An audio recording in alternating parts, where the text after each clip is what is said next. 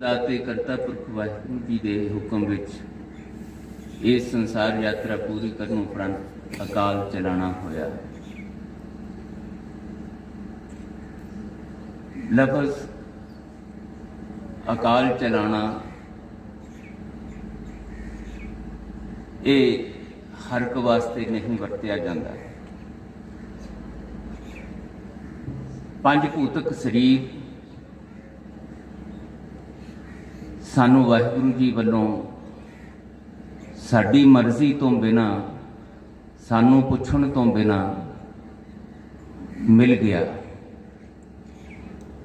जदों ये शरीर मिलिया साडे कोलों किसी कोलों भी कदी भी साडे तो पहला हो चुके जिन्ने भी प्राणी ने उन्होंने नहीं पूछया गया तुहानू संसार विच भेजीए कि ना भेजीए, अमीर दे घर भेजीए गरीब दे घर भेजीए, स्त्री वाले शरीर च भेजीए कि पुरुष वाले शरीर च भेजीए, अमीर दे घर च भेजीए गरीब दे, दुनिया दे इस धरती दे किहड़े कोने च भेजीए, किसी होर लुकाई ते भेजीए, नहीं पूछया गया कदे किसी नूं। ते गुरुदेव कहंदे साडे इस संसार विच वसदे आए हुए जीवां दा दूसरा सच ये है कि जे साडी मर्जी नाल असीं आए नहीं तो फिर साडी मर्जी इत्थे जाण ते भी लागू नहीं हुंदी। वो करता भी है ते वो हरता भी है, वो दाता भी है, वो रक्षक भी है, वो प्रतिपालक भी है। वो चाहे ते बाणी ने फैसला किया वड्डियां तो वड्डियां बीमारियां आ जाण, वड्डे तो वड्डे होर भाणे वरत जाण, जिन्हों असीं अणहोणी कहने आ, कोई अणसुखावी घटना भी वापर जाए शरीरां नाल, पर जे वो जीवन दाता इस शरीर नूं रखना चाहे, शरीर दे विच सवासां नूं रखना चाहे तो वो अपनी रजा विच रख सकता है। उत्थे भी साडियां सियाणपां काम नहीं आउंदियां। बाणी ने ये सारे फैसले सुनाए हुए ने साडे वास्ते, साडी झोली पाए ने। प्रभ भावै बिन सास ते राखै, ये भी वचन है। ये भी नाल ये है भाई जे सानू कोई मारना चाहे, शरीरक तौर पर खत्म करना चाहे, जे वाहिगुरू जी वालों हुक्म नहीं है, उन्हां दी रजा विच ये गल नहीं है, तो फिर दुनिया की वड्डी तो वड्डी ताकत ये शरीर नूं खत्म नहीं कर सकती। ये भी बाणी दे सच ने। हर बिन कोई मार जीवाल ना सकै। अज असी जा चुकी रूह सरदार हरमेल सिंह जिसका नाम शरीरक तौर पर रखिया, वो शरीरक तौर पर चले गए। मैं लफज इस करके वरत रहा, मैं गल शुरू की सी अकाल चलाने तो। दुनिया दे विच जिन्होंने इन्हां गल्लां दी रूहानी मंडल दे इन्हां अटल नियमां दी इन्हां सच्चाइयां दी समझ नहीं आउंदी, महाराज कहंदे वो ते जांदे आ मर। ते जिन्होंने समझ आ जाती है केवल समझ ही नहीं आती। हुणे गुरु सवारे प्रिंसीपल बलजीत सिंह होरी जिक्र कर रहे सीगे कि पढ़िया ना है भेद बुझिया पावना, जिन्होंने वाहिगुरू जी दे दर तो वरोसाए हुए, वाहिगुरू जी नाल लिवलीन होए हुए गुरु साहिबान दे इन्हां बचनां नूं पढ़दियां सुनदियां गाउंदियां विचारदियां कमाउणा आ जाए।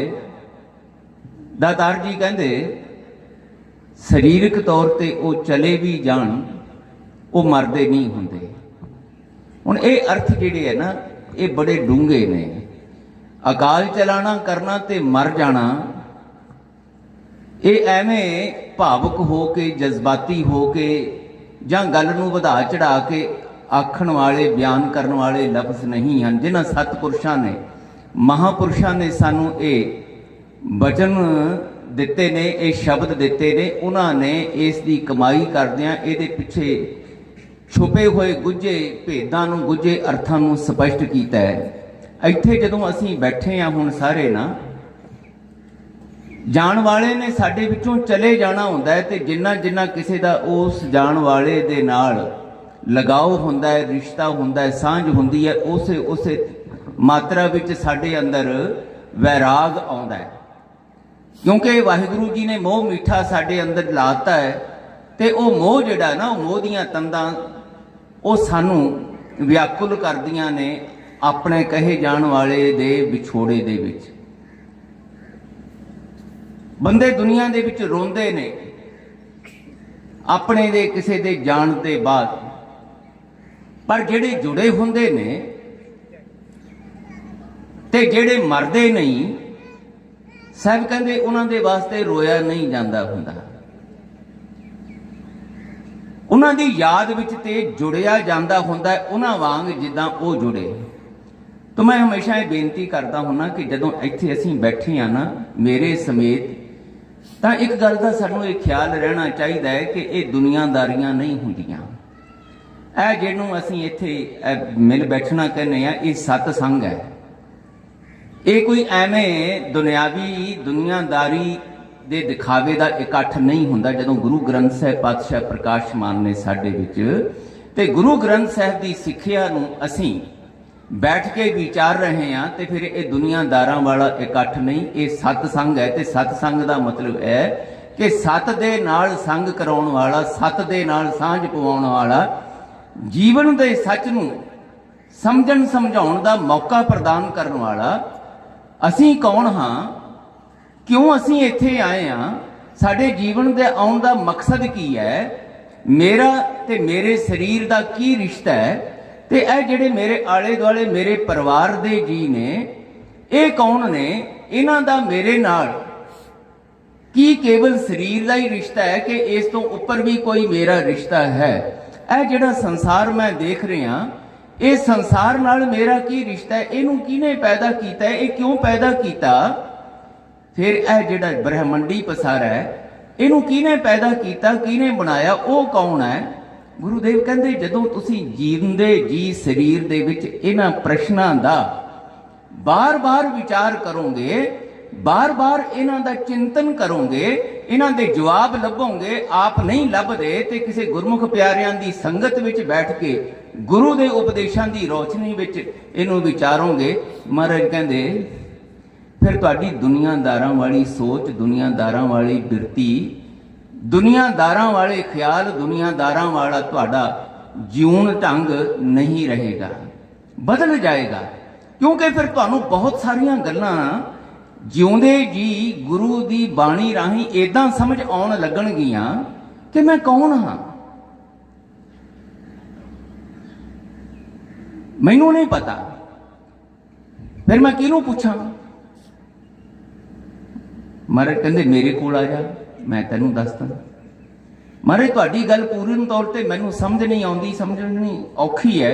ਮਹਾਰਾਜ ਕਹਿੰਦੇ ਜਿਨ੍ਹਾਂ ਨੂੰ ਸਮਝ ਆਈ ਹੈ ਉਹਨਾਂ ਗੁਰਮੁਖਾਂ ਕੋਲ ਬਹਿ ਜਾ, ਬਈਏ ਪੜ੍ਹਿਆ ਪਾਸ, ਉੱਥੇ ਬੈਠ ਕੇ ਉਹਨਾਂ ਨੂੰ ਪੁੱਛ ਪਈ ਹੈ ਬਾਣੀ ਵਿੱਚ ਜਿਹੜੇ ਸਾਹਿਬ ਨੇ ਬਚਨ ਕੀਤੇ ਨੇ, ਮੈਂ ਕੌਣ ਆ, ਮੈਂ ਜਾਣਨਾ ਚਾਹੁੰਦਾ, ਮੈਨੂੰ ਸਮਝ ਨਹੀਂ ਆਉਂਦੀ, ਮੈਨੂੰ ਦੱਸੋ ਕਿੱਥੇ ਗੁਰੂ ਨੇ ਮੇਰੇ ਬਾਰੇ ਕੀ ਲਿਖਿਆ।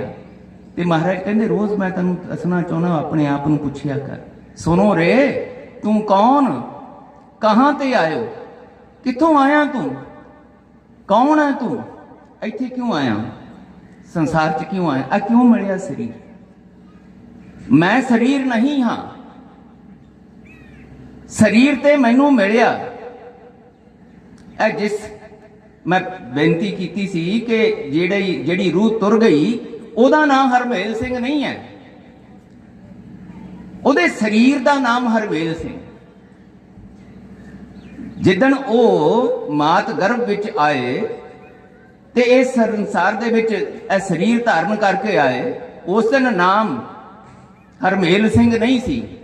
ਮਾਂ ਪਿਓ ਨੇ ਆਉਣ ਤੋਂ ਬਾਅਦ ਪਹਿਲਾਂ ਸਰੀਰ ਦੀ ਪਛਾਣ ਕੀਤੀ, ਇਹ ਬੀਬੀ ਹੈ, ਇਹ ਪੁਰਸ਼, ਇਹ ਪੁੱਤਰ ਹੈ ਕਿ ਇਹ ਧੀ ਹੈ। ਸਰੀਰ ਦੇ ਵਖਰੇਵੇਂ ਤੋਂ ਉਹਦਾ ਨਾਮ ਰੱਖਤਾ, ਇਹ ਕੰਨਿਆ ਹੈ, ਇਹ ਪੁੱਤਰ ਹੈ।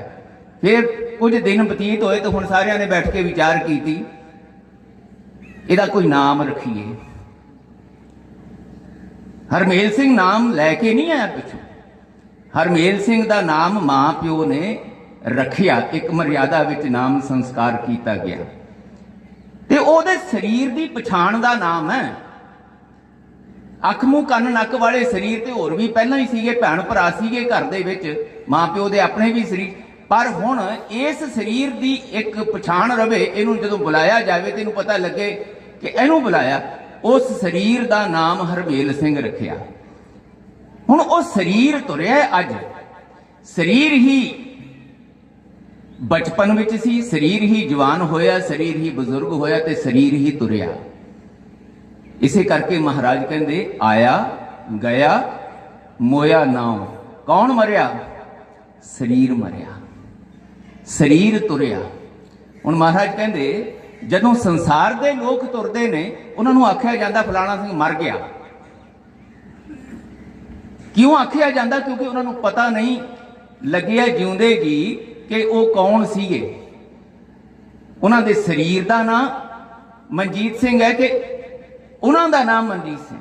महाराज कहते नहीं नहीं नहीं, यही बैठ के मैं तुहानूं अपने कोल समझाउणा चाहुंदा, तुसीं सारे जाने मौत तो डरदे हो, मौत का नाम सुनने वास्ते भी तुसीं तैयार नहीं होंदे। घर दे विच जे मौत की कोई गल करन लग जाए तो घर दीयां बजुर्ग बीबियां कहण लग जांदियां कि तुसीं बदशगनी वालियां गल्लां शुरू कर लियां, कोई खुशी की गल करो। असीं मरण की गल नूं बदशगनी की गल मनदे हां, क्योंकि मरना सानूं डराउंदा है। मरण तो असीं मरण के नाम तो भी भयभीत होने आ। बस महाराज कहते इन्ना ही फर्क है। ताही संसार के लोग मरते ने, पर जिन्होंने गुरु के कोल बैठ के गुरु की मत नूं पढ़नी सुननी विचारनी आ गई, गाउणा आ गया तो फिर उन्होंने कमाउणा आ गया, दातार जी कहते वो नहीं मरते। महाराज ये की गल हुई? शरीर तो फिर उन्हों का भी नहीं रहिंदा। साहब कहते बस यही फर्क है। उन्होंने जिउंदे जी मरण का सच समझ लिया कि मरना है की है। मैं नहीं मरना क्योंकि मैं शरीर नहीं हाँ। ये शरीर तो पहला भी मैं किन्नी बारी इस संसार च आया, इसे तरह ही चला। ये शरीर रूपी भांडा मैनू किन्नी बारी मिलिया मैनू नहीं पता, महापुरखों नूं पता होंदा। इसे करके बाणी दे विच महाराज ने इन्हां गल्लां दा जिक्र कीता है। गुरु नानक साहब दे वचन ने जीव जी मूए मूए जिए, केतियां के बाप विछड़ जुड़ जुड़ विछड़े विछड़ जुड़े, केतियां के बाप केतियां के बेटे केते गुरचेले हुए। अज हरमेल सिंह के घर गुरदीप सिंह आ गया। पिछले जन्मां में गुरदीप सिंह ते हरमेल सिंह का की रिश्ता सी किसी नूं नहीं पता, पर अज बड़ियां खोजां हो गई गुरु प्यारो इस प्रथाए। दुनिया के बड़े बड़े साइंसदाना ने किताबां लिखतियां इन्हां गल्लां दे उत्ते। डॉक्टर ब्रायन वेस वर्गे अज भी जिउंदे ने, जिन्हां ने इंस्टीट्यूशनस खोलियां हुई, दुनिया के बड़े साइकेट्रिस्ट, दुनिया के बड़े मनोचिकित्सक, जिन्हां ने मनुखी आत्मावां ते मनुखी रूहां ते बड़ियां खोजां कीतियां ने।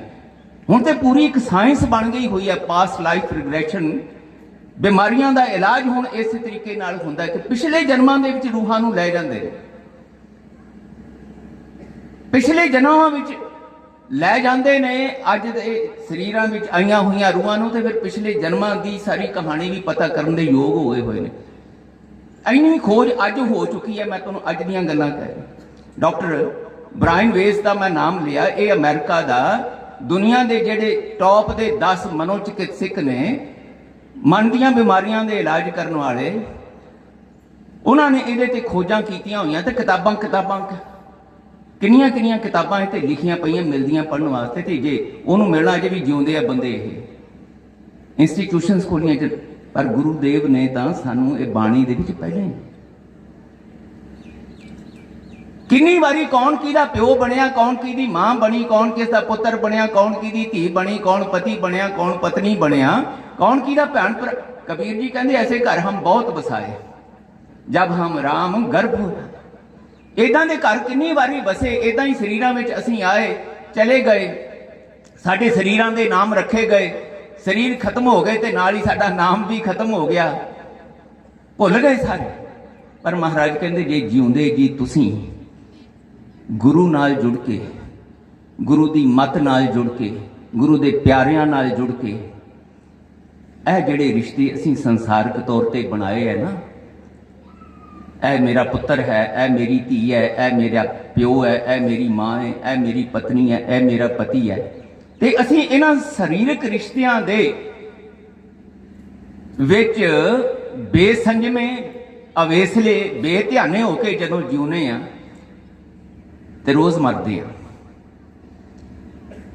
ਸਾਨੂੰ ਮੌਤ ਡਰਾਉਂਦੀ ਹੈ, रोई भी जाने, करपी भी जाने, रिश्ते हंडाउण की भी कोशिश करने, फिर रिश्तियां करके असी गिलियां शिकवियां च भी भरते हैं, रिश्तियां करके असी लड़ते भी हैं, झगड़ते भी हैं, तोड़ विछोड़े दियां गल्लां भी चलदियां, मिलना भी चाहुंदे हैं, फिर मिलते हैं तो खिज भी जाने हैं, तो फिर यह भी कहने भी निज मेरे पल्ले पई, कित्थों मेरे पल्ले पिया, छड़ दे।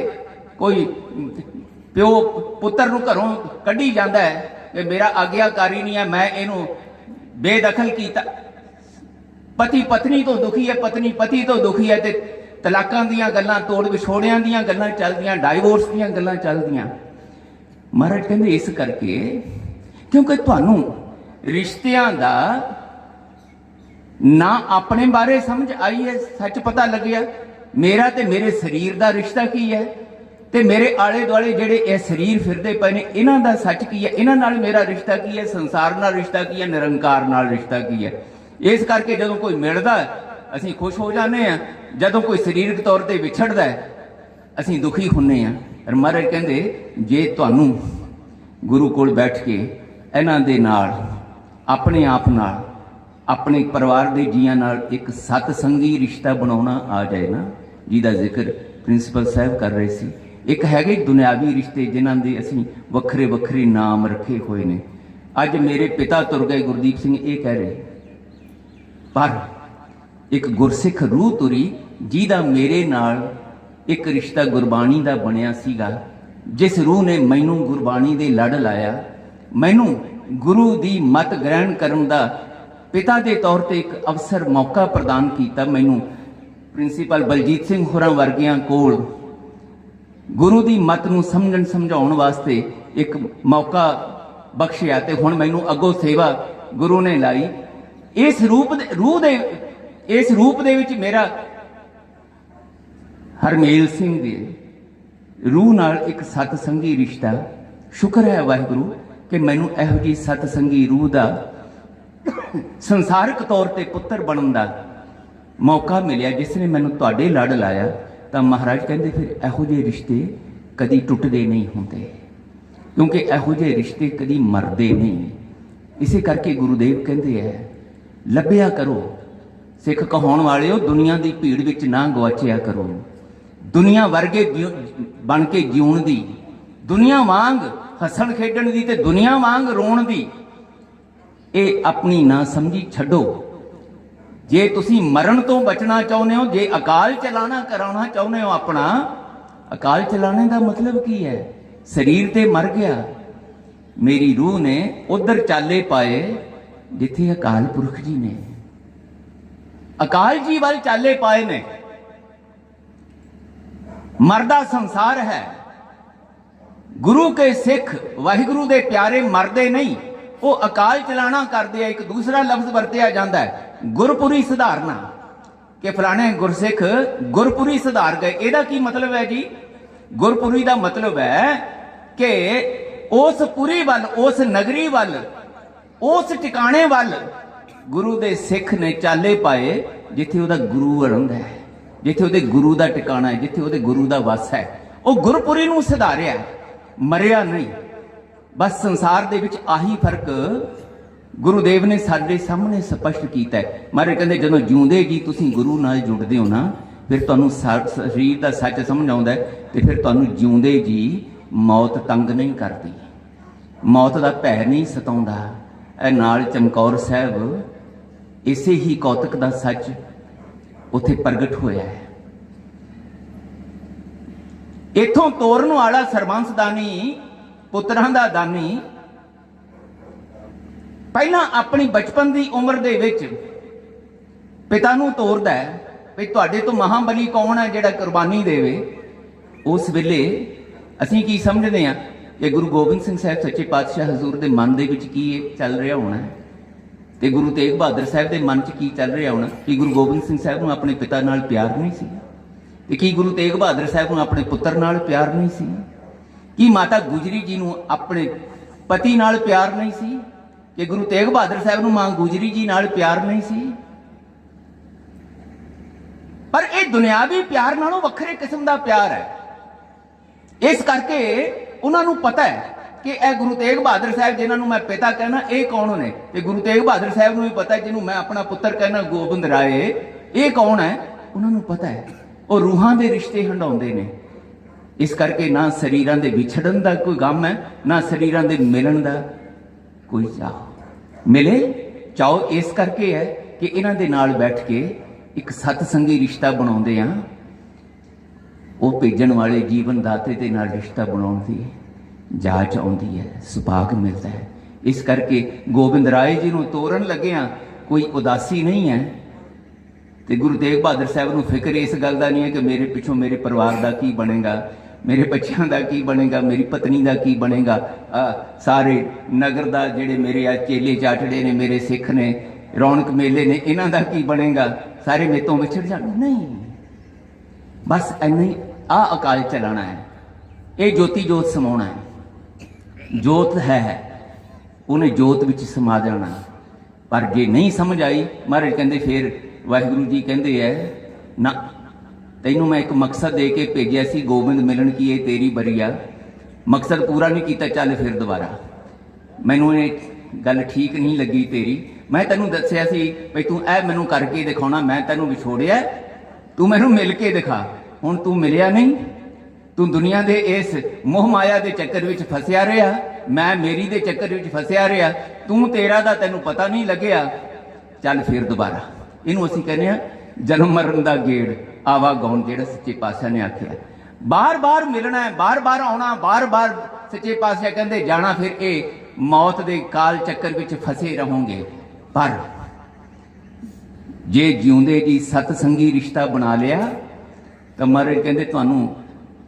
ਮਰਨ ਦਾ ਸੱਚ ਪਤਾ ਲੱਗ ਜਾਣਾ ਹੈ ਜਿਉਣ ਦੀ ਜਾਂਚ ਆ ਜਾਣੀ ਹੈ ਜਿਹਨੂੰ ਜਿਉਣ ਦੀ ਜਾਂਚ ਆ ਜਾਂਦੀ ਹੈ ਮਹਾਰਾਜ ਕਹਿੰਦੇ ਨਾ ਉਹਦੇ ਕੋਲ ਕੋਈ ਚਿੰਤਾ ਹੁੰਦੀ ਹੈ ਨਾ ਉਹਦੇ ਕੋਲ ਪਛਤਾਵਾ ਹੁੰਦਾ ਹੈ ਨਾ ਕੋਈ ਡਰ ਸਹਿਮ ਹੁੰਦਾ ਹੈ ਜਾਣਾ ਤੇ ਜਾਣਾ ਚਮਕੌਰ ਦੀ ਗੜੀ ਵਿੱਚ ਇਹੀ ਕੌਤਕ ਪਿਤਾ ਦੇ ਨਾਲ ਦੋ ਪੁੱਤਰ ਖੜੇ ਨੇ ਵੱਡਾ ਪੁੱਤਰ ਕਹਿੰਦਾ ਮੈਨੂੰ ਭੇਜੋ 5 ਸਿੰਘ ਜਾਂਦੇ ਨੇ ਚਮਕੌਰ ਸਾਹਿਬ ਦੀ ਗੜੀ ਦੇ ਉੱਤੇ ਗੁਰੂ ਕਲਗੀਧਰ ਪਾਤਸ਼ਾਹ ਦੇਖ ਰਹੇ ਨੇ ਆਪਣੇ ਪੁੱਤਰ ਦੇ ਟੋਟੇ ਹੁੰਦਿਆਂ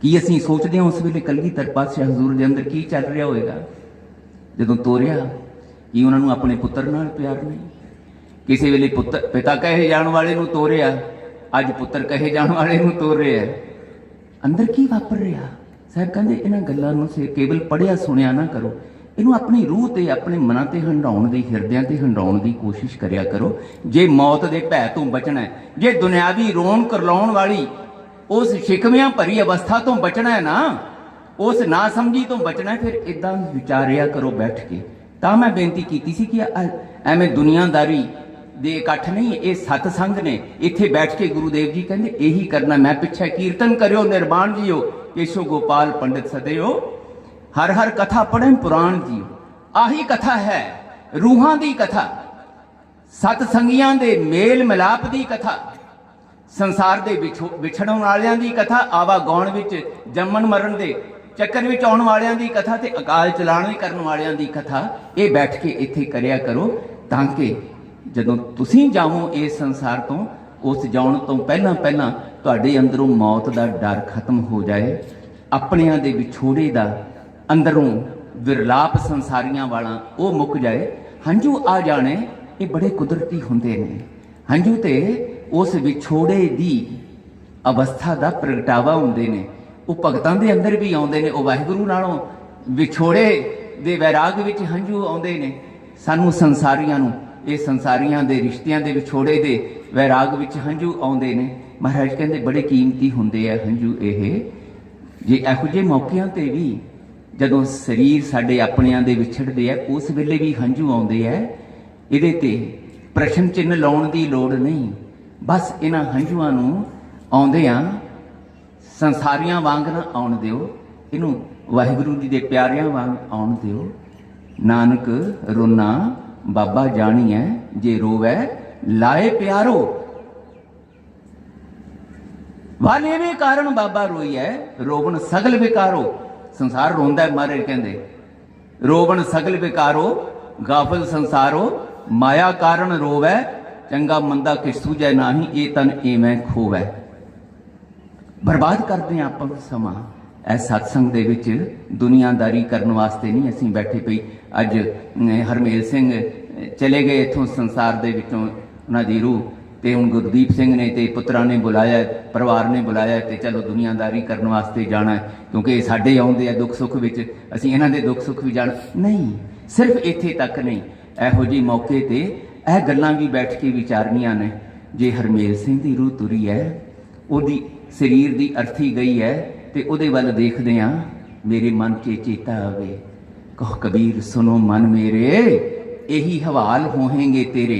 ਏਦਾਂ ਹੀ ਜਾਣਾ ਹੈ ਕਿਸੇ ਦਿਨ, ਏਦਾਂ ਹੀ ਨਹੀਂ ਕਿਸੇ ਨੇ ਮੋਢਿਆਂ ਤੇ ਚੁੱਕ ਕੇ ਤੈਨੂੰ ਤੇਰੇ ਸਰੀਰ ਨੂੰ ਲੈ ਜਾਣਾ। ਪਰ ਸਰੀਰ ਨੂੰ ਲਿਜਾਣ ਤੋਂ ਪਹਿਲਾਂ ਜੇ ਹਰਮੇਲ ਸਿੰਘ ਹੋਰਾਂ ਦੀ ਰੂਹ ਦੀ ਅਰਦਾਸ ਕਰਦਿਆਂ ਕਰਦੇ ਮੈਨੂੰ ਵੀ ਇਹ ਅਰਦਾਸ ਆਪਣੇ ਲਈ ਕਰਨੀ ਆ ਜਾਏ, ਪਾਤਸ਼ਾਹ ਮੇਰੇ ਸਰੀਰ ਨੇ ਵੀ ਤੁਹਾਡੇ ਹੁਕਮ ਵਿੱਚ ਜਾਣਾ, ਪਰ ਇਹ ਜਾਣ ਤੋਂ ਪਹਿਲਾਂ ਇਹ ਸਰੀਰ ਨੂੰ, ਇਸ ਸਰੀਰ ਰੂਪੀ ਭਾਂਡੇ ਨੂੰ ਮਿਲਣ ਦਾ ਮਕਸਦ ਮੈਨੂੰ ਪਤਾ ਕਰਵਾ ਦਿਓ ਪਾਤਸ਼ਾਹ, ਇਹਦੀ ਸੋਝੀ ਕਰਾ ਦਿਓ, ਤਾਂ ਕਿ ਇਹ ਸਰੀਰ ਜਿਹੜਾ ਮੈਨੂੰ ਮਿਲਿਆ, ਇਹ ਜਦੋਂ ਮੈਂ ਇਹਦੇ ਨਾਲੋਂ ਵਿਛੜਾਂ, ਮੈਨੂੰ ਤੁਹਾਡੇ ਨਾਲ ਜੁੜਨਾ ਆ ਜਾਏ, ਮੈਨੂੰ ਮਰਨਾ ਨਹੀਂ, ਅਕਾਲ ਚਲਾਣਾ ਕਰਨਾ ਆ ਜਾਏ, ਗੁਰਪੁਰੀ ਸੁਧਾਰਨਾ ਆ ਜਾਏ। ਬਸ ਇਹ ਝੋਲੀ ਅੱਡਣੀ ਹੈ। ਇੱਥੇ ਹੁਣੇ ਆਪਾਂ ਅਰਦਾਸ ਕਰਨੀ ਹੈ ਸਾਰਿਆਂ ਨੇ, ਤੇ ਪ੍ਰਿੰਸੀਪਲ ਸਾਹਿਬ ਕਹਿ ਕੇ ਗਏ ਪਿੱਛੇ, ਪਰਿਵਾਰ ਨੂੰ ਭਾਣਾ ਮੰਨਣ ਦਾ ਬਲ ਬਖਸ਼ਣਾ। ਇਹਦਾ ਕੀ ਮਤਲਬ ਹੈ? ਕੱਲਾ ਇਹੀ ਨਹੀਂ ਕਿ ਉਹ ਵਿਛੋੜੇ ਦਾ ਵੈਰਾਗ ਜਿਹੜਾ ਹੈ ਉਹਨੂੰ ਚੱਲ, ਨਹੀਂ, ਮੈਨੂੰ ਆਪਣੇ ਨਾਲ ਬਣਨ ਵਾਲੇ ਵਿਛੋੜੇ ਦਾ ਵੀ ਧਿਆਨ ਆਵੇ ਕਿ ਮੈਂ ਵੀ ਵਿਛੜਨਾ ਹੈ, ਉਹਦੇ ਲਈ ਮੇਰੀ ਵੀ ਤਿਆਰੀ ਹੋਵੇ, ਮੈਨੂੰ ਵੀ ਭਾਣਾ ਮੰਨਣ ਦਾ ਬਲ ਇਸ ਪੱਖੋਂ ਆਵੇ ਕਿ ਹਰਮੇਲ ਸਿੰਘ ਦਾ ਸਰੀਰ ਗਿਆ, ਮੇਰਾ ਵੀ ਮਨਜੀਤ ਸਿੰਘ ਦਾ ਸਰੀਰ ਵੀ ਜਾਣਾ ਹੈ, ਤੇ ਇਹ ਮੈਨੂੰ ਭੈ ਭੀਤ ਨਾ ਕਰੇ। ਇਹਦੇ ਲਈ ਅਰਦਾਸ ਬੇਨਤੀ।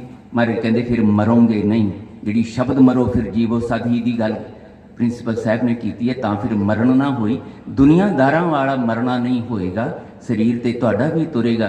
ਸਰੀਰ ਸਾਹਿਬਜ਼ਾਦਾ ਅਜੀਤ ਸਿੰਘ ਹੋਰਾਂ ਦਾ ਗਿਆ, ਤੇ ਪਿੱਛੋਂ ਬਾਬਾ ਜੁਝਾਰ ਸਿੰਘ ਹੋਰੀ ਦੇਖ ਰਹੇ ਨੇ, ਤੇ ਉਹ ਕਹਿ ਰਹੇ ਨੇ ਪਿਤਾ ਮੈਨੂੰ ਵੀ ਤਿਆਰ ਕਰਕੇ ਭੇਜੋ। ਕੀ ਸਮਝਦੇ ਹਾਂ ਅਸੀਂ ਬਾਬਾ ਜੁਝਾਰ ਸਿੰਘ ਹੋਰਾਂ ਦੇ ਅੰਦਰ ਉਸ ਵੇਲੇ ਕੀ ਚੱਲਿਆ ਹੋਵੇਗਾ? ਕੁਝ ਮਿੰਟਾਂ ਦੀ ਕਹਾਣੀ ਵਾਪਰੀ, ਸਰੀਰ ਟੋਟੇ ਟੋਟੇ ਹੋ ਗਿਆ, ਹੁਣੇ ਹੱਸਦੇ ਖੇਡਦੇ ਸੀਗੇ, ਪਿਤਾ ਨੇ ਤੋਰਿਆ, ਤੇ ਬਾਬਾ ਜੁਝਾਰ ਸਿੰਘ ਹੋਰੀ ਕਹਿੰਦੇ ਮੈਨੂੰ ਵੀ ਤੋਰੋ। ਤੇ ਕਲਗੀਧਰ ਪਾਤਸ਼ਾਹ ਕੀ ਸੋਚਦੇ ਨੇ? ਬਸ ਇਹ ਜਿਹੜੇ ਰਿਸ਼ਤੇ ਨੇ ਨਾ, ਇਹਨਾਂ ਰਿਸ਼ਤਿਆਂ ਦੇ ਵਿੱਚ ਸ਼ੁਕਰ ਹੈ, ਸ਼ਿਕਵੇ ਨਹੀਂ ਹਨ, ਤੇ ਅਸੀਂ ਸ਼ਿਕਵਿਆਂ ਤੋਂ ਸਵਾਈ ਜਾਣਦੇ ਕੱਖ ਨਹੀਂ। ਕੋਈ ਰੱਬ ਰੂਪ ਨਹੀਂ ਹੈ। ਜੇ ਰੱਬ ਹੁੰਦਾ ਤੇ ਫਿਰ ਸਾਡੇ ਨਾਲ ਇਹ ਕਰਦਾ, ਸਾਡਾ ਜੀ ਖੋ ਕੇ ਲੈ ਗਿਆ, ਸਾਡਾ ਪਿਤਾ ਖੋ ਕੇ ਲੈ ਗਿਆ, ਸਾਡੀ ਮਾਂ ਖੋ ਕੇ ਲੈ ਗਿਆ, ਸਾਡੀ ਪਤਨੀ ਖੋ ਕੇ ਲੈ ਗਿਆ, ਸਾਡਾ ਫਲਾਣਾ ਫਲਾਣਾ ਫਲਾਣਾ। ਅਸੀਂ ਕੋਈ ਰੱਬ ਰੂਪ ਨਹੀਂ ਹੈ।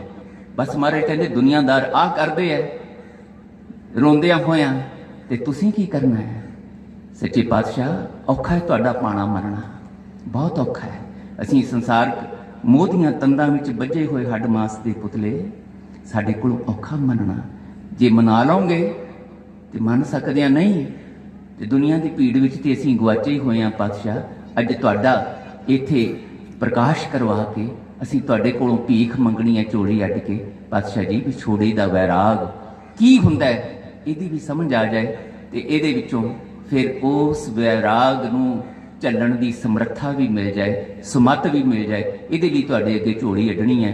ਪਾਤਸ਼ਾਹ ਰਹਿਮਤ ਕਰਨ ਇਸ ਪਰਿਵਾਰ ਲਈ, ਤੇ ਆਪ ਸਾਰਿਆਂ ਜਿੱਥੇ ਜਿੱਥੇ ਜਿਨ੍ਹਾਂ ਕਿਸੇ ਦਾ ਪਿਆਰ ਰਿਸ਼ਤਾ ਸਾਂਝ ਬਣੀ, ਉਹ ਸਾਰੇ ਸਤਸੰਗੀਆਂ ਦੇ ਰੂਪ ਵਿੱਚ ਆਪਾਂ ਅਰਦਾਸ ਕਰਕੇ ਆਪਣੇ ਲਈ ਵੀ ਤੇ ਉਸ ਵਿਛੜੀ ਰੂਹ ਲਈ ਵੀ ਵਾਹਿਗੁਰੂ ਜੀ ਦੀ ਕਿਰਪਾ ਆਪਣੀ ਝੋਲੀ ਪਵਾ ਸਕੀਏ, ਤਾਂ ਕਿ ਸੰਸਾਰ ਨੇ ਤੇ ਆਪਣੀ ਚਾਲੇ ਚੱਲਦਾ ਹੀ ਰਹਿਣਾ, ਪਰ ਇਸ ਸੰਸਾਰ ਦੀ ਚਾਲ ਵਿੱਚ ਅਸੀਂ ਗਵਾਚ ਨਾ ਜਾਈਏ, ਸਾਡੀ ਲਿਵ ਜੁੜੇ। ਨਹੀਂ ਤੇ ਮਹਾਰਾਜ ਕਹਿੰਦੇ ਸਾਚੀ ਲਿਵੈ ਬਿਨ ਦੇ ਨਿਮਾਣੀ ਲਿਵੈ ਬਾਝੋਂ, ਕਿਆ ਕਰੇ ਵਿਚਾਰੇ, ਕੁਛ ਨਹੀਂ ਕੋਈ ਕਰ ਸਕਦਾ। ਹਾਂ, ਤੁਸੀਂ ਕਰ ਸਕਦੇ ਹੋ ਜੇ ਸਤਸੰਗੀਆਂ ਦੇ ਰੂਪ ਵਿੱਚ ਕਰ ਸਕਦੇ ਹੋ। ਗੁਰੂਦੇਵ ਕਹਿੰਦੇ ਉਹ ਇਹ ਕਰ ਸਕਦੇ ਹੋ, ਝੋਲੀ ਅੱਡੋ ਤੇ ਆਖੋ ਤੇਰਾ ਮਹਿਲ ਗੋਚਰ ਮੇਰੇ ਪਿਆਰੇ, ਬਿਖਮ ਤੇਰਾ ਹੈ ਪਾਣਾ, ਕਉ ਨਾਨਕ ਟਹਿ ਪਿਆ ਦੁਆਰੇ, ਰੱਖ ਲੇਵੋ ਮੁਗਤ ਅਜਾਣਾ। ਪਾਤਸ਼ਾਹ ਸੀ ਮੂਰਖ ਹੀ ਸਹੀ, ਅਣਜਾਣ ਹੀ ਨਾ ਸਮਝੀ ਹੀ ਸਹੀ, ਮੋਹ ਮਾਇਆ ਦੀਆਂ ਤੰਦਾਂ ਵਿੱਚ ਉਲਝੇ ਹੋਏ ਸਹੀ, ਪਰ ਜੇ ਤੁਸੀਂ ਮਿਹਰ ਕਰਦੇ ਹੋ, ਤਰਸ ਦੇ ਘਰ ਵਿੱਚ ਆ ਜਾਓ, ਫਿਰ ਸਾਨੂੰ ਮੂਰਖਾਂ ਅਜਾਣਾ ਨੂੰ ਵੀ ਤੁਸੀਂ ਸਮਝ ਦੇ ਕੇ ਆਪਣੀ ਮਿਹਰ ਦੇ ਪਾਤਰ ਬਣਾ ਸਕਦੇ ਹੋ। ਇਹ ਸਤਸੰਗ ਦਾ ਤੇ ਇਹ ਸਤਸੰਗੀ ਅਰਦਾਸ ਦਾ ਇਹੋ ਹੀ ਮਕਸਦ ਹੈ। ਸਾਹਿਬ ਜੀ ਇਹ ਅਰਦਾਸਾਂ ਸੁਣ ਕੇ ਮਿਹਰ ਕਰਨ ਤੇ ਪਰਿਵਾਰ ਨੂੰ ਵੀ, ਸਾਨੂੰ ਹਾਜ਼ਰ ਹੋਇਆਂ ਨੂੰ ਵੀ ਇਹ ਸਮੱਤ, ਇਹ ਸਮਰੱਥਾ ਦੇ ਸਕਣ ਭੁੱਲਾਂ ਚੁੱਕਾਂ ਦੀ।